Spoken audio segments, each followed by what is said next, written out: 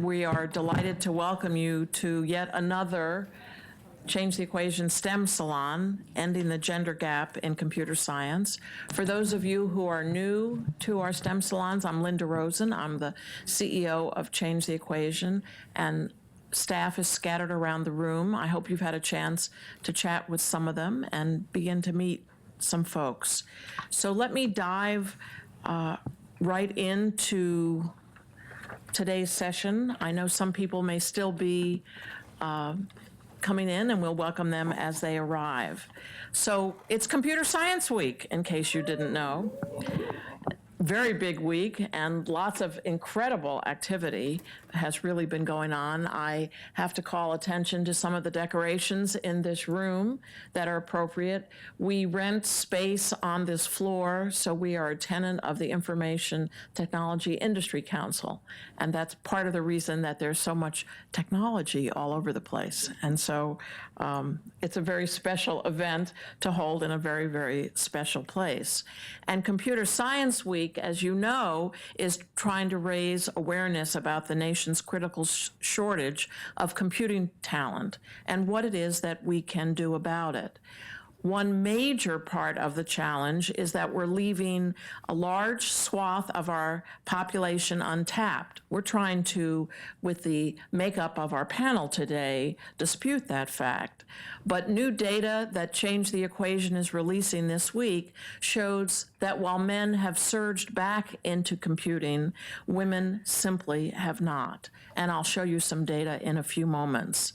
But the truth is that men alone will not be able to fill the 1.4 million jobs openings that are expected in computing by 2020, not by a long shot. And more important, there are millions of women who are missing out on these incredibly rewarding, creative, innovative jobs. And we really have to make sure that we're tapping that reserve of talent and bring them into computing. So in today's STEM Salon, we'll take a closer look at the data. We'll hear from 3 women who live and breathe these critical issues. I know they don't sleep, that I do know. And they are really doing incredibly important work to turn this around. So let me give quick introductions. You have fuller bios on your seat.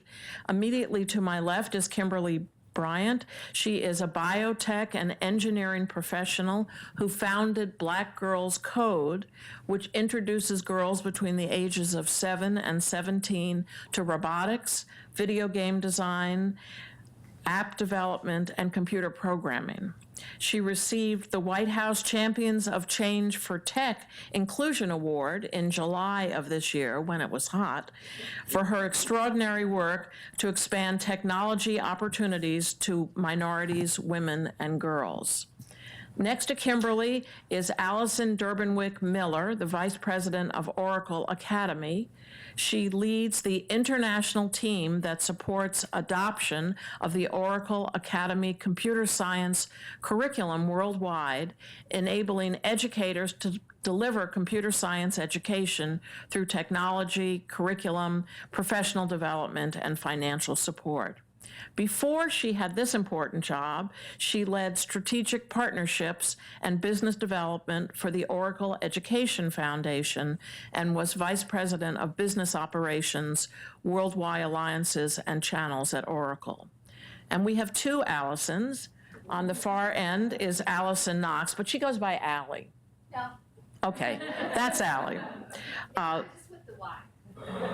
Okay, with a Y, with a Y. So you hear the Y when I'm saying Allie, don't you? She's the Global STEM Director and North American Public Affairs Site Director for Microsoft. At Microsoft, she has launched a renowned education program and has helped deploy Microsoft's IT Academy for high school students in 5 states. Before joining Microsoft, Allie worked on critical workforce, youth, and workforce development issues at the U.S. Chamber of Commerce and in her home state of Michigan. And as I said, you can find out more about the panelists. So let me quickly dive into some data. You see on your chair are half-empty vital signs brief that we're releasing today, and we're very glad to share this data with you. I want to give you a bird's eye tour through the data. So to begin with, and this echoes some of the messages I've already said to you, we have a problem when it comes to the gender issue in computing. We know, for example, that only 25% of the computing force was female in 2011. Computing did well even during the recession, even during all of the job losses that were going on. Change the Equation found that between 2009 and 2012, there were 1.7 million open computing, 1.7 open computing jobs for every unemployed computer science professional. In other words, folks who were qualified for jobs. There were nearly 2 jobs for every person. Overall, in contrast to this, almost 4 unemployed people were looking for every job opening. So clearly, you stood a much better chance during the downturn of finding work if you had computing technological know-how. Computing jobs are on the rise. There are expected to be 1.4 million computing jobs between 2010 and 2020. And the truth of the matter is that that's probably going to increase substantially beyond 2020 because computing is really taking over the world. And so, labor economists only predict so far out, but I think well beyond 2020, we're going to see the numbers rise considerably. But as I said, women comprise only 25% of this workforce. And we are presenting some data that's perhaps worrisome, that this number may fall. This is a look at computing degrees and certificates. So it could be a certificate, an associate's degree, a bachelor's, or beyond, between 2001 and 2012. As you can see, the number of degrees and certificates going to men rose by 38%. In contrast, for women, it fell 29%. If you look at the recession, and we certainly know the economy was struggling, between 2003 and 2007, females and males getting degrees in computing fell by almost the same numbers, 25,000 among men, 24,000 among women, and the graph represents that quite clearly. But what we have seen is quite a dramatic change. You can see the very large uptick among men, reaching nearly 104,000 degrees in 2012 versus not quite 29,000 among women. So women have felt the full force of the decline, but have not really joined in the resurgence. That's what we can see quite clearly. This is a breakdown, and I'll show you now, from various degrees. These are associate's degrees, again in the same time period, 2001 to 2012. Males surged almost 90% since 2001, and women fell by nearly 30%. There are some hypotheses about why this may be, why the surge in particularly such a large number of associate's degrees, and I know the panel will talk about some of their own hypotheses, but we do know that short-term degrees in high-demand fields are especially attractive when the economy takes a dive. It takes less time to earn that degree and less investment of time and treasure to get to that place. But women apparently are not responding to the same incentive, and it'll be interesting to think about why that might be the case. This is a picture of the bachelor's degrees, which tells a similar story. Not quite the enormous growth for men, in this case, not quite 20% growth, but women again fell by 26%. And the truth is, at this point in time, we would need the number of bachelor's degrees awarded to women to quadruple to achieve parity. And remember, our population is just about at parity. So we'd really need a significant growth. Here are master's degrees, and it's the first little piece of good news about females. Men and women alike have gained in master's degrees, although men have gained substantially faster, 44% versus 10%. Well, let's look a little beyond computing and look at STEM fields in general. You see that we've gotten data analysis in biological sciences, mathematics and statistics, physics, computer information technology, today's discussion, engineering and engineering technology. Women's degrees wiggled up and down in most cases. They stayed pretty stable in almost every STEM field, except in computing. And in fact, women have gone from 36% of all degrees and certificates in computing to 18% in just a decade. That's a precipitous decline.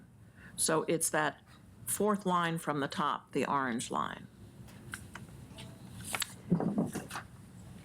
And part of the issue is why? What can we do about it? Really, what are the policies? So in some cases, you might say that state policies have enabled this to happen. It says here that 37 states do not allow students to count computer science towards high school graduation. In other words, leaving very little incentive. But I have to cross that out and say late breaking news. We learned this morning it's actually expected on Monday to be 33 states. So that's an improvement. That's the way we want to move. And in fact, I think that'll be part of today's theme. There's some good news. But what we know is that in 33 states, 37 states, there's no institutional infrastructure that encourages girls to think about computing, that exposes them to computing, that tries to capture their imagination. And in effect, it may have the impact of discouraging them. So what is it that we can do? Well, what Change the Equation is saying is we have to make computer science count. I should say we're not the only ones saying that. We've got to make computer science count for high school graduation. We need strong computer science standards. We really have to make sure that teachers who are out there are certified to teach computing to young people, have the necessary professional development, and I guess I have to add one more note, and have the resources and what they need in the classroom to be able to actually teach computing. And we really want to support programs, we'll be hearing about one of them in particular, that get girls hooked on computing. I have to thank Klaus von Zastro, who's sitting in the front row, who should at least wave his arm, if not more, for doing the incredible data analysis that is encapsulated in this brief report. And there's always more on our website, but here's Klaus's contact information should you want to reach him. And with that, I think we can turn to our panel itself. Let's see, I've got so many pieces of paper up here. I want to bring the right ones back with me.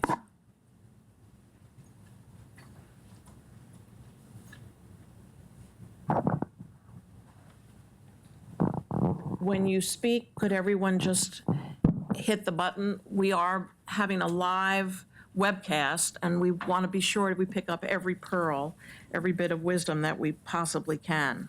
So let me ask generally to the panel, why do you think the problem of underrepresented women in computer science has gotten so much worse just in the past 10 years? Anybody? Allie, you go first. I don't know if I should Push the button. continue to emphasize that. It's Allyson. Is that better? There we go. Just want to say thank you to Linda and to Klaus for having us here today, Microsoft, and also want to recognize that a lot of this work on this particular topic, there's so many in the audience, Kamsi, Jan, Sarah, Della, Yolanda, Ellen, NC Witt. We've tried to partner all the way through and just appreciate the work that you've done. So it's a really important question, why? And I spent last night and this morning I spent some time on our Women in Computing website, which is part of Microsoft Research. And we have interviewed a series of women at the company who actually do code at Microsoft. And they went through reasons why that they were even attracted into the field. And so what I could say by answering your question is simply, I think there really is an issue with the sort of branding or the way that we communicate culturally what this field has to offer. Because there are a lot of trends in these interviews that I saw with these women that surprised me. And, you know, frankly, I work at Microsoft, and I don't know if they're being communicated. I certainly hope Kim is communicating some of these opportunities to students. For example, one big trend of why these women were attracted to this field was they love to solve problems. One woman even talked about the need, she loves to be practical. Another woman talked about the flexibility that she can have with this job. She can work from home. She can work part-time. Frankly, when you can work part-time with certain skills in computer science and earn more than you would full-time. I mean, are we communicating this to young people, women in the pipeline? One talked about she gets to collaborate and talk and interact with people very, very often. I don't know if that's being communicated, culturally speaking, about the computer science field. People, all of the women talked about how they loved the variety of new projects, new ways to learn about learning, to constantly being on the cutting edge, and that they always got to express themselves creatively or manage people. I mean, I could go into like some of the research we've done or some hardcore data about, you know, why not? Why hasn't it spiked up? But I do think that there are issues when it comes to communicating what the field has to offer. I do want to say in terms of the policy front, and then I'll hand it off to others. We did talk to students about the state policy work and asked them if it made a difference for them to get graduation credit for computer science. And one time we asked, why aren't you, to a group of students, why aren't you taking computer science? I mean, it's a great class and there's a great teacher. And the students wouldn't respond. And so then a lot of the adults left the room, and finally I just said, look, you can say anything you want to me. I'm not gonna put it in some fancy report, just what's the deal? And the students said, well, that's where the dumb kids go. I'm like, so let me get this right. You think that the dumb kids take computer science at your high school? And I said, well, yeah, I mean, I want to go to college. I want to graduate from high school. I need a math credit or whatever, you know, in that particular school it was math or science. And I get nothing. I don't even get in this particular school, the elective, it's not, if they took gym class, they at least get health credit. So it was like taking practically nothing. I mean, these kids are really savvy. There was no incentive for them to take computer science. So that's a concrete, again, where are they getting, they're getting this perception because of the credit barrier, but there's other messages that we're sending about this field. Isolation, not creative, geeks, boys, like, obviously I'm preaching to the choir, but I hope that's helpful. I think I would add to that I think girls are given very different advice from boys about how to make career choices and where they should invest their time. I think boys are often told, do what you love and somebody's going to pay you for it. And girls are told, do something where you can earn good money so you can take care of yourself. And I think when we don't have computer science being counted as a core subject in the schools, we send a message that computer science is not important, and these aren't important and impactful jobs. And so when girls are digesting this advice, you know, especially girls who grew up with moms and even now grandparents who were part of the whole ERA movement in the 70s, and women gaining their independence and looking around and seeing all the single moms. I mean, in the recession, 30% of families were dependent on a single mother's income. They're making decisions based on where can I get a job that's important and that is going to earn me good money. And I don't think we do a good job communicating that computer science is that, because we don't give them academic credit for it way back as far as 8th grade. For me, when I looked at the data, one of the things that I put jotted down as a note is the social impact on women and the images of computer science. So the trends I saw in the data is that first disparity between men and women seems to be around the dot-com boom, or about to be a bust, but it was in there. When the area and the growth with companies like Microsoft and Apple was extremely hot at the end of the 90s and going into the 2000s. And then the next one that disparity starts around 2008. And that's Web 2.0. So that's Facebook, Twitter. All of the hot startup companies start to take off. And what I see, living in the Bay Area is it's a very social image around what is a computer scientist. What does that look like? So that person looks like Mark Zuckerberg, or that person looks like the Google guys. But there's only been a few handful of women now with Marissa and with Sheryl Sandberg that are seen, and even only Marissa is the computer programmer. Sheryl is not. So girls take these images on. And I think the whole culture right here, to me, this is all culture at the end of this chart, because the startup culture is very male dominated. And girls not necessarily going to want to go to a hackathon all night and drink beer and pizza. And that's like what guys do in the industry. So I think part of the problem we're dealing with now is kind of changing the whole culture and dynamics of getting into the field right now, because it is different than it was in 1999. So we're doing, the whole startup culture is a lot different than the big company cultures of the Apples and the Microsofts. So how do we entice girls to still get in it so that then they can change the culture from inside out? So we've talked about just the gender gap, but let me ask a little bit about the racial gap and learn a little more about Black Girls Code and what you think the impact is, particularly on girls of color. Sure. So I think one of the things that Klaus and I were just talking about actually was that when I was looking through the data, I was looking for the breakdown in terms of the cultural aspect of it. The last data point that I had was that women of color, specifically African American women, were only about 3% of those in the field of receiving degrees in computer science, and Latinas and Native Americans less than 1%. I feel, based on looking at the data now, when we look at those numbers, it'll probably be about that. Hopefully not much less, I'm hoping, but I'm not sure.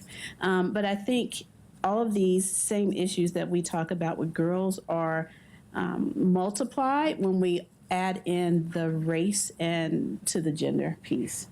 Because there are other issues that also push on making computer science not be an attractive field for people and women of color.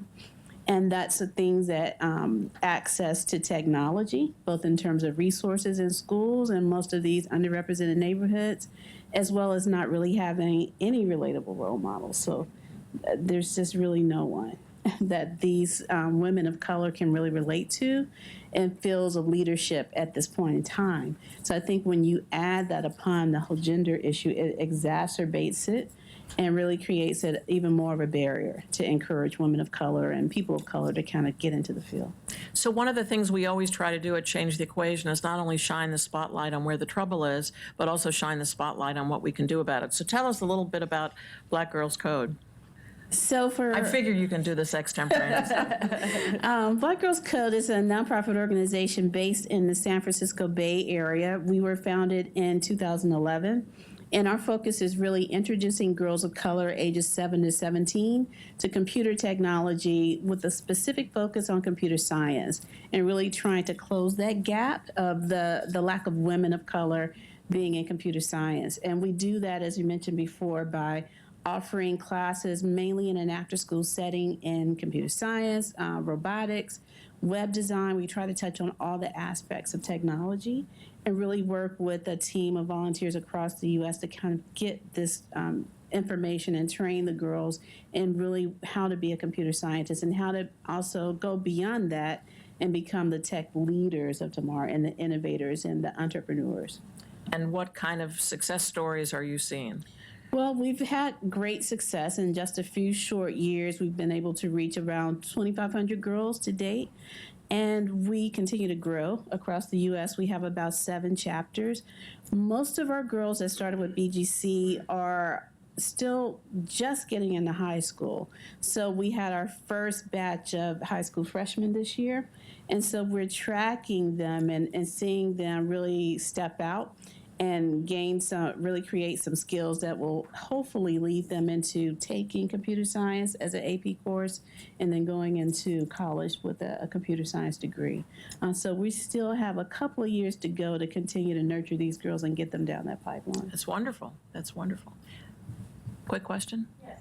Can you give a couple examples of what kind of activities you have been doing in these programs?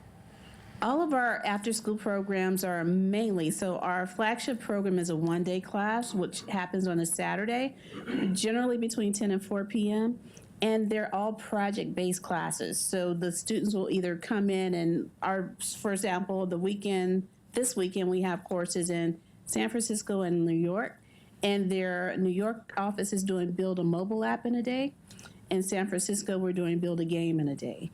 And in each of these different classes, and most of the classes that we do, the students are focused on creating a project. So they're building a mobile app in the course of this one day that allows them to address an issue in their neighborhood, in their community. We make sure that our curriculum is culturally sensitive and community focused, and really try to track girls and interest where their interest lies. So they create a project while they're learning this technical skill. So that really engages more than just the tactical pieces of learning how to code and build a mobile app. There are many after-school programs. Kimberly is a shining example among them. But let me turn the conversation for a moment back to the school day, because that's one way to reach lots of kids. And we talked a little bit, Allie, you in particular mentioned sort of the lack of incentive or the disincentive. What stands in the way? I mean, what is it that you're hearing that really stands in the way of having schools, districts, and states pay more attention to computing? Well, Microsoft has been our state government affairs team, which is distributed throughout the United States. We've been partnering a great deal with a lot of nonprofits in the room, including code.org, to talk with state leaders about some of the barriers for state policy and in this area. And some of the things that I've heard have been around, one, just more math. People asking me the question, do you really think that our kids are going to be set up? Do you really think we should have more math required of our students? Are you sure we're not setting them up to fail? Some students might just want to do the CTE route. It's, again, that either or rather than the both. And, discussions about, in some cases, we really just need to get our high school graduation numbers up. And so is this the route to take? Or there's been a lot of political capital spent in some areas just to preserve Common Core. So do we want to take on the fight for more math and science or making computer science count? So just a lot of eye-opening conversations for me. And then one part of why don't we think more women are going in has to do, I think, with parents. I mean, I have had a chance to be at various forums and informal dinner parties and just talking about this issue. And it's shocking to me the number of parents who will come up to me afterwards and say, I think it's great what you're doing across the United States. Microsoft is so involved. By the way, my child is really good at programming. And I'll say, wow, so what are they coding in? And what are they thinking about doing next from high school? Well, they're really good at Facebook. And the thing is, these are really educated, wonderful, caring parents, and I don't want to sound critical, but there is this, we have forgotten what the coding is, and that actually a computer's pretty stupid without the code, right? So there's a lot of work to be done. I wish we had a huge fund we could all contribute to do some cultural anthropological studies on like some of these attitudes and ideas of what this field is all about. I think it would really help. But anyway, I've been surprised when I've been on the road with some of the perceptions. And how do you address those? I mean, what kind of answer do you give to some of those? I didn't mean to put you on the spot. Well, I try to affirm and validate where people are first rather than alienate them, because we can be perceived as the DC bubble people, right? And we are enclosed with our ideas. We all see each other a lot, right? And you go outside and they don't know who you are, and you can't come off as sort of knowing everything. So I try to validate first where they're coming. Yeah, I could see that. And then I veer to sort of the global economy, because I think people are getting a little much more worried about their child's or their state's kids' ability to compete for high-paying jobs when they see the population numbers surging in other countries. So I kind of shift to, do you know, in Korea, you know, every student takes, I don't know, 300 years of math. No disrespect to Korea. I mean, there's a lot of great books out there. I go to books. I try to neutralize and provide some data about how America's standards and requirements could actually continue to increase. Do others of you want to add anything about state policy? Well, I was just going to say, to your point, one of the things that Klaus and I talked about in preparing for the panel is the fact that for those of us who were children and students in the 80s, if you had a computer, it really didn't do anything unless you knew how to code with it, right? Like, and we have so commoditized the way computers work and apps and making everything easy. I mean, there was no GUI when I first got to play with a computer, right? So I think this perception now that, you know, Facebook is computing and coding is partly our own creation, because we've made everything so user-friendly. So I find when I'm talking to parents, because I get the same thing, like, oh, my kid's so good at that. I'm like, okay. But I'll say to them, hey, did you have an Apple IIe? Do you remember like that blinking cursor when you actually had to type in? And they're like, oh, yeah. Well, and I'll say, well, that's coding. And are you doing that with your kids? And then I'll talk about programs like Hopscotch, which you can give your kid an iPad in a restaurant. My daughter she's 6. She loves to do hopscotch while we're waiting for food to come, right? It's Scratch for the iPad. So super user-friendly, super fun to play with. And they're learning some of these coding steps in a GUI interface. And I think that can help make it more real to parents when you can talk about that, something they can relate to. I would just add, from Black Girls Code standpoint, one of the things that we added to our program at the end of 2012 into this year was actually parents' educational programs. So we have a parallel path in most of our classes where we actually bring in a panel that talks to the parents about what computer programming is, what are the job opportunities, how to continue to engage their kids down this STEM path. And that has been helpful because our parents are really hungry for the information, and that also helps us to have that advocate in the home that supports what we're doing with the kids. And we've also done actual coding classes with parents. So earlier this year when we did a game development workshop, we did a mini workshop with the parents as well, separate from the girls, of course. But that really, I think, educating the parents is really key to making sure that they understand what it is that we're trying to build within in the kids. So let's sort of dive a little bit deeper into the school issue. There's certainly plenty of principals and teachers and administrators who think that they just need to duck their head down while the next wave of reform passes over, because they know that if they stand up, it'll hit them slam in the face, and sooner or later, another wave will come forward. So how do you make the pitch, or how do you position computing as yet one more thing where everyone is taking their shoe off and banging the table a la Khrushchev, I'm showing how old I am, about, you know, how, in fact, why this is important? I mean, is it computing at the expense of other things? I mean, how do you pitch it? How do you sell it in that way? What kinds of arguments can you make? Well, first off, I just want to say I think Linda Rosen's one of the best moderators out there. One of the things we try to do at Microsoft, so we have philanthropy, we have programs, we have partnerships, and we just try to walk the talk. So one of our youth philanthropic areas is called Youth Spark, and Youth Spark has a program called TEALS. And TEALS right now is expanded into 12 states and about 70 schools. And so what we do is we help facilitate and engage a computer science engineer or someone who is a coder. It does not have to be a Microsoft employee. And we pair them with an existing teacher in the high school. And we say together, they will teach and get the students ready for the AP computer science exam.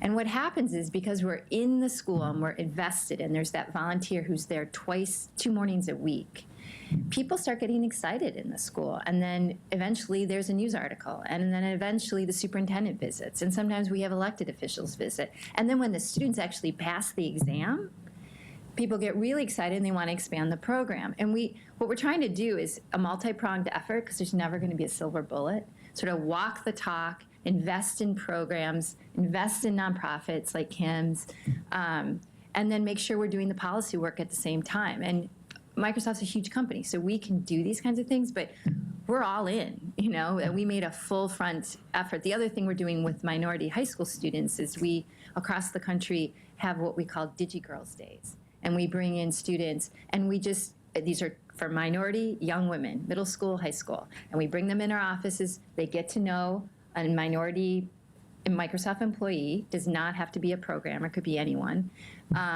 Secondly, they experiment with technologies in some way, and they're just in the offices. We open up our doors and say, you belong here, and there's a future here, and here's your career path information. So we try to do that programmatic walk the talk, do the policy work, and then invest. I think that's true of a lot of companies. Oracle and Allyson and I end up getting confused with people will mix us up because we are so similar, as you can see. But Oracle does a lot of similar programs. We also are in schools, bringing kids in, going out and doing workshops for kids, trying to make it real for kids. But I think one of the things that is really important in talking with parents and with educators and with policymakers is not to make it an either-or conversation and computer science replacing other subjects. And so one of the angles we talk a lot about is the importance of computational thinking and the skills that you gain in other classes and how they all sort of come together holistically into an overall problem-solving mentality and really what Carol Dweck calls the growth mindset, right? That anybody can learn this. And if you give students exposure to various aspects of computing in all sorts of different courses, they can be computer scientists without it having to be at the cost of the arts or at the expense of a chemistry class or something else. I think, one of the things we lose sight of is that it really does take 25 years to make a computer scientist. It's not something we do with a workshop, although we all do these workshops. The exposure doesn't necessarily correlate to long-term success in computing. A one-day exposure, 1 hour exposure, 1 week exposure, 1 class exposure doesn't mean a kid is going to be a computer scientist at the end of the day. And so I think the challenge for all of us who work in this space is how do you create the continuity of experience across a student's 25-year academic career from preschool all the way up through graduate school so that they're learning skills that come together to make them more successful and have computer science be one of the skills in the briefcase as opposed to the thing they're doing in the latest trend and the shoe on the bench topic, Kimberly, anything? I would just add that we've seen some data that in just the early research that we've done with our girls on this issue of how what they're doing in the computing classes that we're teaching them is really growing that computational thinking skills and having an impact on other classes. So we get many parents that are coming back and saying that her grades in math are increasing since she's been attending Black Girls Code, or science is increasing, et cetera. And we really feel that is because we're really tapping into developing this muscle for computational thinking. And I think if we sell it that way, that is just one tool and toolkit. And technology touches everything. So why does computer science have to be only a standalone class? Why is it not part of the art That's STEAM. Why is it not part of math? That's computational science. Why is it not part of science? Forensic science. Computers and technology can be embedded in every single thing we teach in school easily as one of the tools that the kids are using as a part of that curriculum. And I think then it becomes more than just a thing or niche. It becomes something that they do as a habit in all of their classes, and they use the skill to tap into it. Great. So as you know, Change the Equation is a coalition of companies. Clearly, Microsoft and Oracle are investing a lot of time and treasure in the work that the two of you and your respective staffs do. And that's probably true of many of our other members as well. So why is the business community so interested in this? What's making them pay attention and decide to put some time and treasure into it? I get that one. So for Oracle, I think there are a couple reasons that we are so heavily invested in this. There's the sort of the obvious answer, right? We are a technology company. We need to hire a lot of people with technology skills, and we can't find them. On any given day, we have a couple thousand jobs open that we can't find people to fill, and we want to fill them with U.S. people, and sometimes we have to fill them with U.S. people because there are national security issues or other things involved. So there's that interest, but there's the broader interest in computing really being essential to the global economy and the innovation economy that we live in today.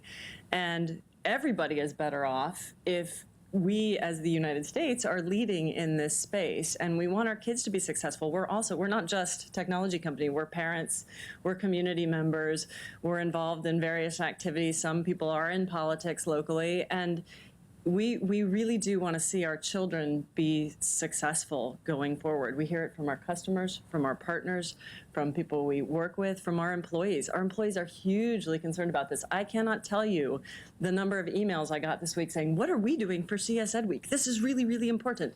So there is general concern with success of students today. There's a couple of answers to your question. One is, to Allison's point, Microsoft does have thousands of job openings right now, many in the core technology areas. We've been very supportive of federal efforts, the CS Ed bill, the immigration reform work that's coupling immigration reform with a new national STEM fund, which actually calls out computer science education in it. So we've been doing federal work, state work, and local work across the United States. But one is we're attracted to really tough challenges, bless you. And we also see that, frankly, if those statistics are all true, which they are, because I know that they're true, we have nowhere to go but up, everybody. So, let's dent this, let's make a change. I think culturally, during this Computer Science Education Week and Hour of Code, we've had thousands of employees go into schools and do an hour of code with students. And we have these listservs, and I've been watching trends of reactions of what it's been like to go into a classroom and not just do the hour of code, but then ask the students, why do you think you're learning this? Why do you think logic's important, or an if-then statement, or a decision-making process? And I think our employees are realizing this is not just the heart of our company, this is the heart of so many companies, and they're becoming inspired. I mean, it's gone beyond, we need to hire more computer programmers in X number of years. It's also gone to, this is a huge part of our society. This is a social justice issue. And we need to have these conversations, and we maybe need to get in the schools and take it on. I mean, as opposed to waiting. So I think we're inspired beyond just thinking it's the right thing to do from a business point of view. Well, the Department of Commerce had put out data, I guess it was about a year ago, showing the earnings for different jobs. And certainly computing was way up there, and it also was beginning to narrow the gap for females and males in general. I don't know that we've done a good enough job getting that message out. We talked about it a little bit earlier and alluded to it, certainly, but that's a message that really will resonate. If I can just throw out, I mean, the one statistic that we use with all our governors all the time is each They're year. your governors? I'm sorry, the governors, I sorry. like that. Each year over the next 10 years, we're going to generate 122,000 new positions that require a bachelor's degree of science, bachelor's science degree in computer science, and last year we only graduated 52,000. So there's, that delta. And then we also bring up, when it comes to gender, there's a 34% higher return on investment when women are in leadership, and also 40% higher citation for patents with women who are co-inventors versus only male inventors. So these are the kinds of things that kind of provoke, and we need to keep beating the drum. I think one of the other things that when I looked at this data, I did a little backwards counting, and students who were bachelor's degree graduates in 2012 were at that ever so important tipping point of 8th grade when we had the dot-com bust, right? And so I think some of what we're seeing in this data is the manifestation of kids reacting to the job opportunities looking like they were going away, and us not doing a good job getting the message out that there are so many things you can do, and you can be an inventor, and you will be more successful if you have these skills. It doesn't mean you're going to go sit in a room and be a coder, right? There are a lot of things you can do with these jobs. So I think that brings us exactly to the right and maybe final question, and that's what makes you hopeful? I mean, some of this news was daunting and not surprising, but daunting nonetheless. So how are you feeling in general about what you see? Kim, maybe you could start us off. Yes. I actually am not surprised by the data, although I am a little disappointed. But I think it's a long game we're playing here. And I feel actually hopeful, like really hopeful, because in just the last 2 years, there's been this tremendous learn to code movement. And I really think this is a movement that there is a lot of activity, both on the nonprofit side, now coming into the government and social sector side, coming all the way down from President Obama about the necessity for us to train this next generation or this generation of kids to code. And I think that momentum is going to turn the needle. I think it will turn very shortly. That's, just my prediction. I think there's just Write that down. yeah. I just think that there needs to be more focus now on investment and ways to tap into making that, closing that gap on all sides. So from the nonprofit side, from the corporate side, and now from the government side. And I think we're really going to see some things happen in the next, several years. I guess from my perspective, Oracle has been at this for 20 plus years now. And so in some sense, it's very exciting to see the activity in the past few years. And I think what gives me hope is that I think maybe now there's enough broad awareness in enough sectors that other organizations and companies are going to step in and make what is really necessarily a long-term investment in this project. Really, public education suffers the tragedy of the commons, right? It is a public good. Everybody thinks somebody else is going to invest in it and somebody else is going to take care of it. And I feel like there's a lot of momentum now coming from a lot of different places, and organizations like yours, Kimberly, just coming up everywhere. And I think we may have finally gotten critical mass behind a lot of the work that some of us have been sort of toiling away at for a very long time, trying to make a reality. Maybe this is just my personality, but I'm completely, I think that I am completely hopeful and believe that we're on the cusp of something great. We, again, I've just been really, really immersed in the state government affairs efforts, and for Computer Science Education Week, we've had 17 governors issue new proclamations just this year for Computer Science Education Week. And then we actually, the chart is going to be updated because we found out that Michigan actually does count computer science education, but there wasn't a broad awareness of it. AP Computer Science as a fourth year math. So that can be lit up. Today, or it was yesterday afternoon, Governor Walker just signed his bill for the state of Wisconsin. We have in the pipeline many, many more states. I can't talk about them. But I believe by the end of this fiscal year, our fiscal year is June 30th, we're going to have many, many more states who count computer science. And just one quick story. Last week, I was in Connecticut and was with a group of governors, and a governor saw me walking in the door, just representing Microsoft, and they said, I know, I've got to get it to count. Now, we've been working really hard on this, and I thought, wow. So I'm very hopeful. So I want to pick up on that. I've forgotten the exact year, Ellen might remember, but Vern Ehlers was elected to Congress from a district in Michigan, and Vern's background was a physicist, and it took, and I don't remember the exact number, X years until the next physicist was elected to the House of Representatives. And Vern, who had a streak of the jokester in him, used to always tell this story about the half-life, how many years it took to get to the second physicist, and then there was a third. And you remember now half-life is an exponential growth. So he used to end his story, and I don't remember the year, by such and such a year, every member of the House of Representatives will be a physicist. So I wonder if we should adopt a policy, maybe make it blink, not obvious, subliminal, that one of the criteria, a litmus test for state legislators is, are they computer scientists? And if yes, then we can overlook some other warts and wrinkles in their background. But anyway, it was meant to be humorous, but I do think the fact remains that it is really important to recognize that people in decision-making positions have to come with knowledge and passion and enthusiasm, and then just the sight of your face will spur them to action. On a very personal note, I have a new son-in-law as of June who's a computer engineer. You have no idea what it's like having 24/7 tech support. It's really great. And while I'm at work, I have this incredible staff.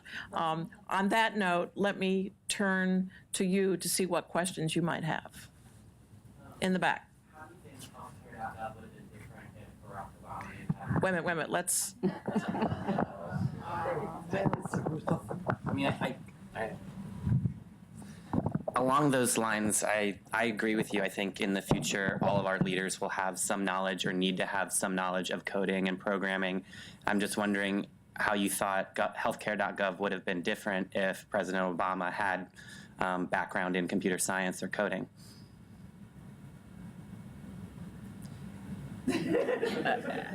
I mean, that's definitely a little hot potato, but I think I would say that I think Barack Obama probably had very little hands-on influence on the project anyway, so probably not significance. But I do think one of the things we do see in industry is there's often a problem, no matter who the customer is, with scope creep, right? And they're like, I want you to make it do all these magical things, and I want you to do it in 3 days. And we're going, well, actually, it's going to take 1.5 years, and it can do about half of those things. And I think I don't think that's unique to healthcare.gov, frankly. I just think as people become more cognizant and we have these skills in more places, we'll just see projects become less separate like that.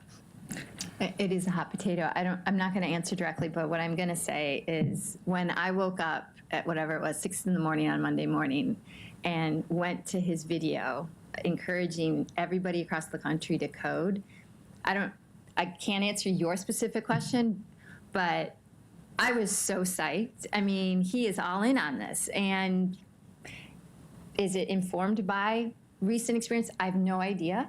But we have the President of the United States talking about computer science. Let's jump on that opportunity. Great. Question right here. Just wait, the mic's coming to you. Hi, yes, hi, I'm Mindy Reiser. I'm a sociologist. I've worked overseas a lot in the former Soviet Union and here in this country with the Department of Education and others. First a comment and then a question. The comment is, when you go to Google, they have such imaginative animations when you're looking for something you're searching.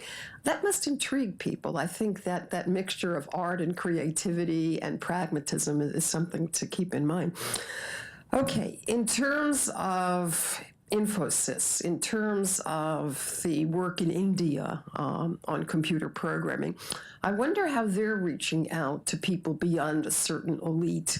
What are some of the schools doing? I think that's an important place to look, and also places like Brazil, which have done a lot now in the sciences, and also there's a little bit of a Silicon Valley effect too in Brazil.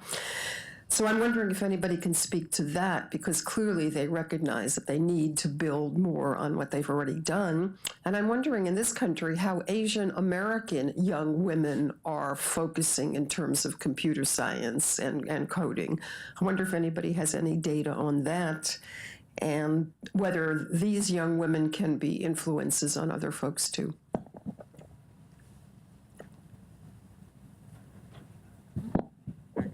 I can speak to, we have a presence in both India and Brazil. Actually, my program is global, and we do a significant amount of work in India supporting their school systems.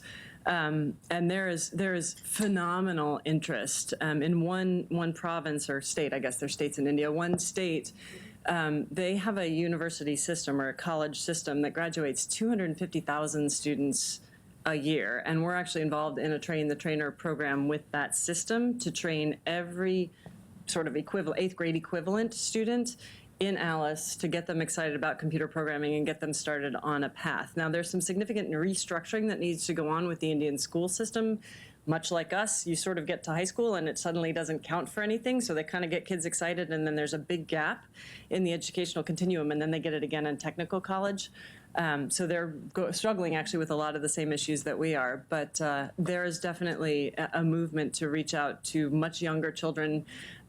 This particular government actually has a mobile computing center that they stock up with a whole bunch of computers that run on generators because of the power issues, and they take it around to different provinces, and one day a week, every kid there gets computer science as part of their program.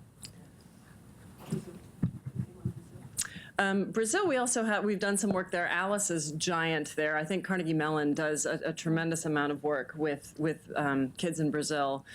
We don't do as much with young kids there. We work more with the universities. So I don't know as much about their system.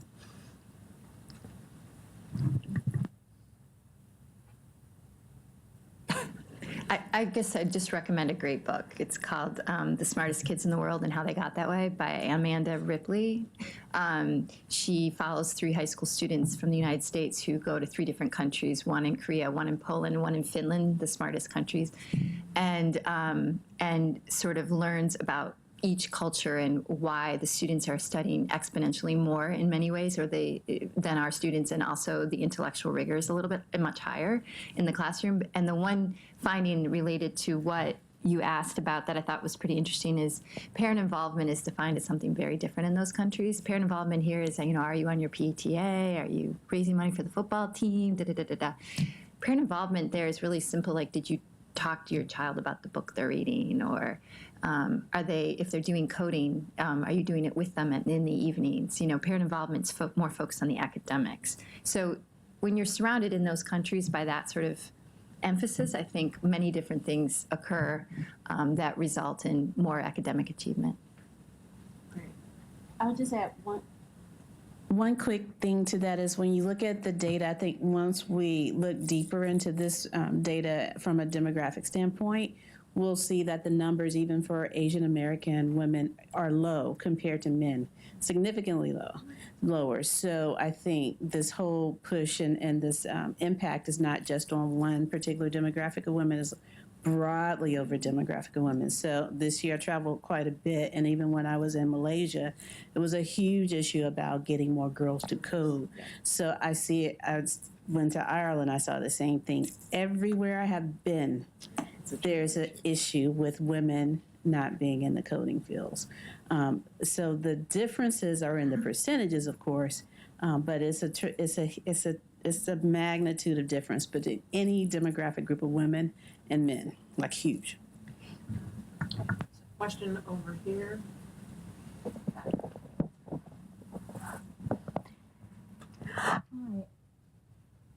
Hi, Diane Flynn, National School Boards Association. I applaud the work you're doing at the classroom level and with teachers to inspire more focus on computer science.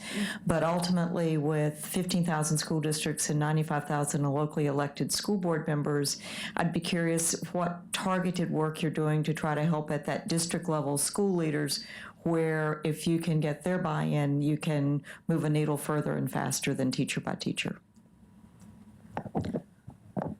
Well, we applied the state school board work. I neglected to call you out in the beginning. And the state school boards have made some huge progress in recognizing computer science. I mean, they work hand in hand with the governors and the state legislators. So without them, this policy work wouldn't happen. But in terms of school district work, the one thing that Microsoft offers to about, I'm going to get the number wrong, but maybe 14 different states is something called our IT Academy program, which deploys 240 certification collective opportunities for things like Microsoft Office, Microsoft, et cetera, to any high school student in that state for free, and including their parents and often their teachers. So we're seeing a huge surge in the number of teachers getting certified and school district leaders. But the point being here is someone could say, well, the IT Academy, those skills seem very different than AP Computer Science. How do you see that working together? And in my opinion, it's all about a STEM stepladder. I mean, I have seen students who earn a certification, and it's the first time that they think that they can do something in technology. And the next thing they want to do is try another, and then they try another, and then they say something like, "Wow, to be a network administrator, I need this," and all of a sudden they're creating their pathway. And by having teachers become certified, their self-efficacy radically increases. And then I think they're more open to the conversation about computer science. So that is one particular thing we're doing sort of state district-wide, which is offer that for free to all of those students. Another question? Another question? How about right here, please? Hi, I'm Hillary Goldman with the International Society for Technology and Education. I'm just curious, as you're talking to folks about going into the field, is there at all a perception that computer science kinds of jobs would be outsourced kinds of jobs, and that it's a risk for that reason? It's a little bit of a risky way to go because all these people in India could be doing the coding that you don't really have to be doing it in the US, or other kinds of things like that. Because I'm wondering as a parent also that, parents are advising kids based on, job security. I'm not having that conversation. The biggest misperception out there really that we're breaking through is that just how much these computing skills are found in so many different industries. For example, when I bring up, like, even in the investment world, who creates those algorithms to project, or modeling and simulation in manufacturing, it's like, you can just see people say, oh my gosh, it's everywhere. But that's the biggest aha moment versus fear of it being outsourced, these jobs. For me, it actually varies pretty widely geographically. I find, so I live in Atlanta and I live in a suburb, and I find in the South, there is still actually a fairly widespread perception that a lot of these jobs go overseas. And what I find helps is, first of all, to talk about sort of the ubiquity of computing in every field, and not everybody's going to outsource every job everywhere. And also then to talk about the statistics, right? How many jobs we have available in the United States, the importance of locally sourcing jobs, and really that at this point in time and for the foreseeable future, probably as long as these parents are going to be worried about their kids, there are going to be more jobs that require computing skills than we have people to fill them. So.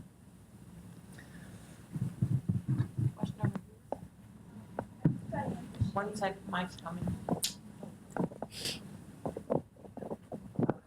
Diane Pichet with the Leadership Conference on Civil and Human Rights. We're a coalition of over 200 national organizations, and we've made education one of two top priorities for the coalition. And within education, STEM always rises to the top.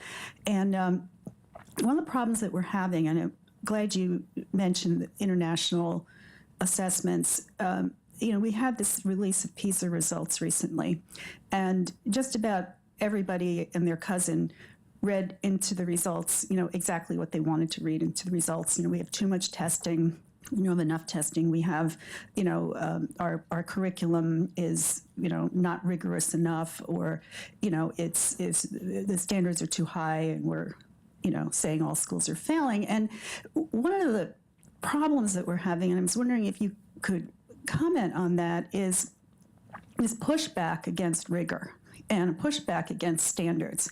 And we find that it does not come from within minority and low-income communities. Strangely enough, when you poll African American and Latino parents, they want their children to go to college. They want their children to have the very best that this country can offer in terms of education and economic opportunity, but it's coming from more privileged populations, and I feel like that pushback is actually hurting, our efforts to raise the bar in high poverty schools. And I was wondering if you had any observations or could comment on that.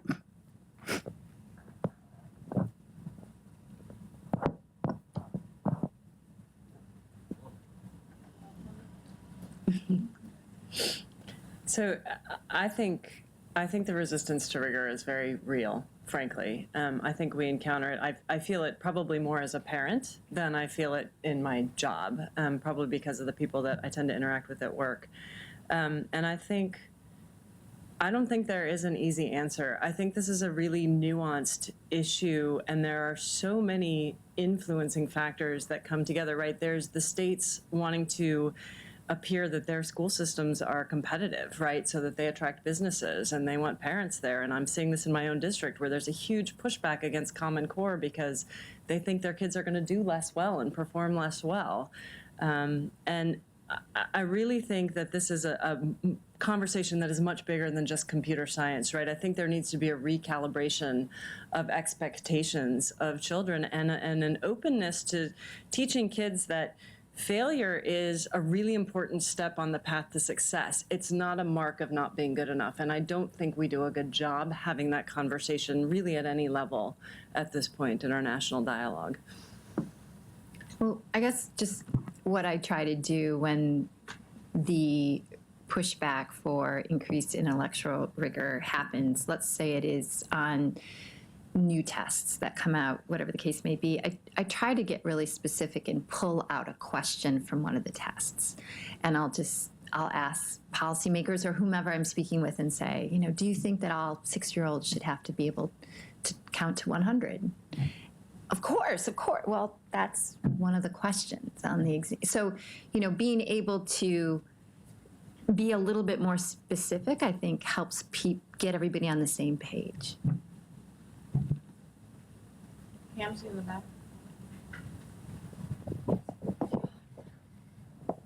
Hi, I'm Kamzi McAdams, and I'm from the Department of Education. And I'm asking this question not really because I haven't thought about it a lot, but I kind of wanted to open it up and have your thoughts and let people start to mull this over.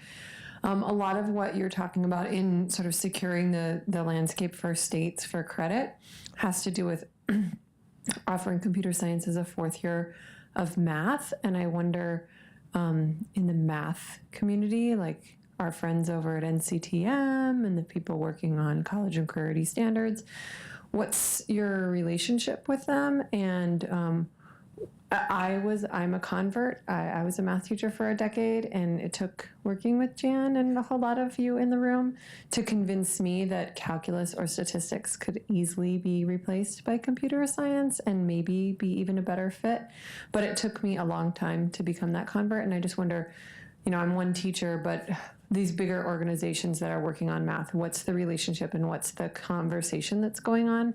And even from a sort of an after school sort of engagement side, what is the conversation going in terms of how this relates to math and how this can complement the work that we're doing as a nation around math standards? So I can make mine quick because I won't get too technical. I always have this kind of ongoing debate with my daughter, who's 14 this year, and she's a first-year high school freshman, because I was a math minor, double E, but math minor. So I took all matters of crazy math courses, matrices, calculus 1, 2, 3, 4, 5, 6, 7. And we always, I'm just exaggerating, but we have this ongoing debate about why she needs to even take calculus. And so I think the kids of the day look at, am I going to use this? When am I going to really use calculus after I get out of school? And so I think one of the things that is easy to sell in the classes is if I'm teaching game development or game design and they need to map out the space, they need to use algebra, they need to use geometry to make sure they have the appropriate spaces on the board so they can get the character from A to B. That's a lot easier sell for me as an educator, and it taps into using math. They're using math because we had this light bulb moment earlier this year and we were doing just that. And the girls was like, do I really have to calculate this? And we're like, yes, you do. And then they were like, so this is what we've been learning in school. So I think using computer science as a replacement for math, we still get that same tactile utility of using it and really building those math skills.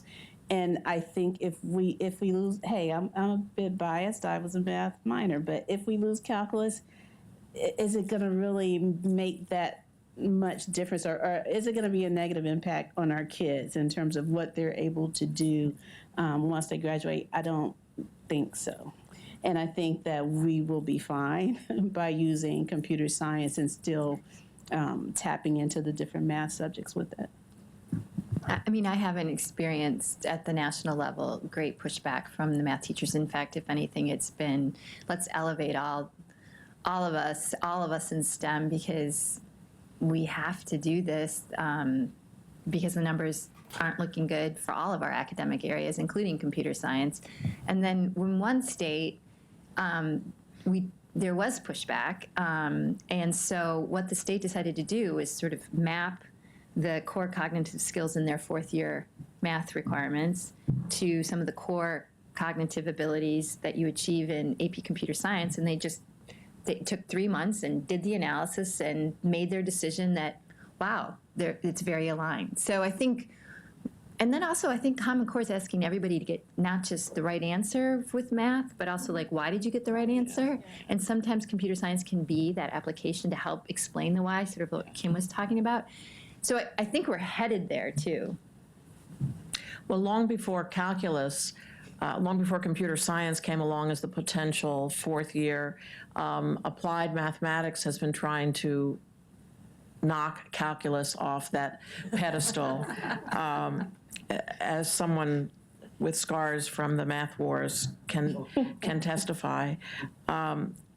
I guess I would just observe, to sort of close this discussion, that it's probably not a great winning argument to say, do this instead of that, because you will immediately see lots of people close down the notion. And so a better question is, how can we structure the school experience, not just senior year, which is when most students are taking calculus. How can we structure the school experience, particularly in high school, that would include computing? And my experience standing sort of at the nexus of policy and education leads me to say that's a stronger position and a stronger platform to argue from. With that, let me say thank you. Thank you very much for this wonderful group of panelists who have brought all their enthusiasm and knowledge to share with us, and thank you for your engaging questions. I suspect they'll have a couple minutes, though I didn't ask them, but if you want to talk individually, I think they'll welcome it. Thanks so much. Thank you.